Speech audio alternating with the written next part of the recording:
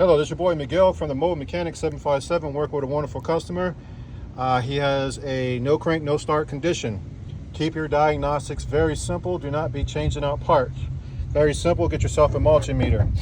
Gentleman only has a surface charge of 9.78.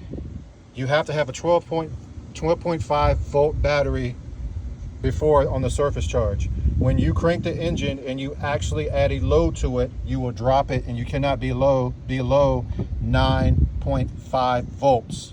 So this battery needs to be jumped for him to get started. He did change out his alternator, and I tell everybody to change your battery.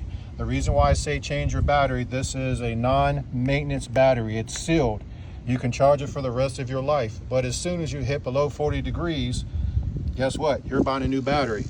Charging your battery up is just a temporary thing. So I'm going to jump this car in real time and show you.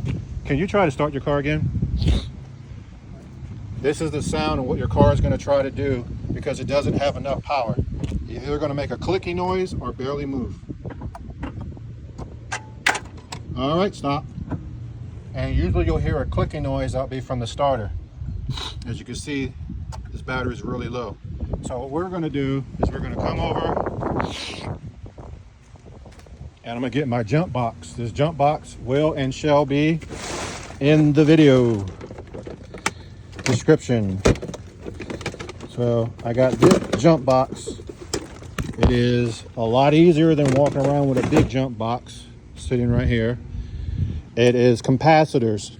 It also, if you run out of power during a hurricane or whatever, you can charge up your phone or use it as a battery jump. Could you hold it for me a minute, boss? So what I'm going to do, nice customer's holding that for me. I'm going to use this jumper, which is a lot easier to walk around with versus a big giant jump box. It has more power in it than a regular jump box. This is 1000 cranking amps. You cannot put it in wrong because it has reverse polarity protection. And all I'm going to do is go to positive to positive, negative to negative, click. All right, sir, be so kind and start. You can see the green light on the box. He has 1 minute to start the vehicle. And what do you know? It starts right on up. So I replaced the alternator. On old cars, you take one of the posts off. Don't ever do that on these new cars. They have computers in it that needs to be grounded. If you do that, you will be having to buy a new computer. So we're going to put this back on, and it should be putting out at least 13 to 14 volts. No questions asked. And voila, alternator's working. So we're going to let the car run a little bit because we need the car to charge up this battery. But the battery is going to have to be, you're going to have to get a new battery there, boss, one way or Sunday. If he decides to charge it up, it'll be good until the winter time, and he has to drive the car almost every day because it will not hold a full charge. It will hold a surface charge.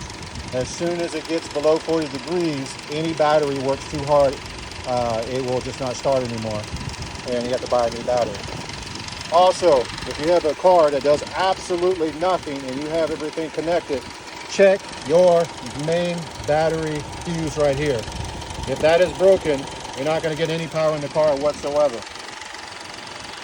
With that being said, if you like my videos, please like, subscribe, and share, and please leave positive comments. I'm here on your side. Thank you.